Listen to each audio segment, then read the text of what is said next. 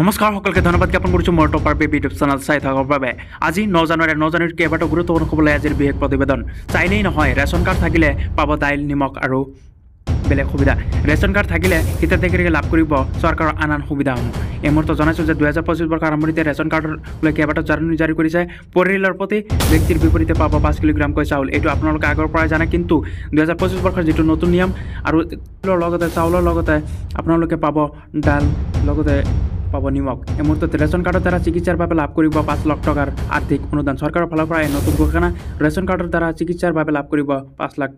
Ration card থাকিলে অৰুণোদয় আঁচনিৰ বাবে লাভ কৰিব আবেদনৰ যোগ্যতা। আৰু যদি এতিয়ালৈকে অৰুণোদয় আঁচনি পোৱা নাই, তেন্তে ৰেচন কাৰ্ড আছে যদি আবেদন কৰিব পাৰিব।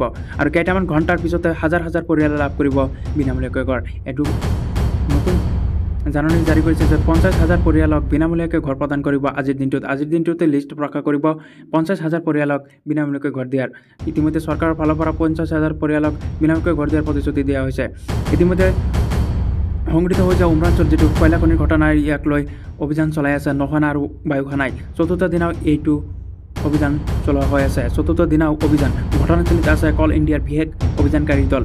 2025 বৰ্ষৰ যিটো আৰম্ভণিতে উমৰাঞ্চলৰ যিটো ঘটনা, সেইটো ঘটনাক লৈ আজিৰ দিনটোতো অভিযান চলাই আছে।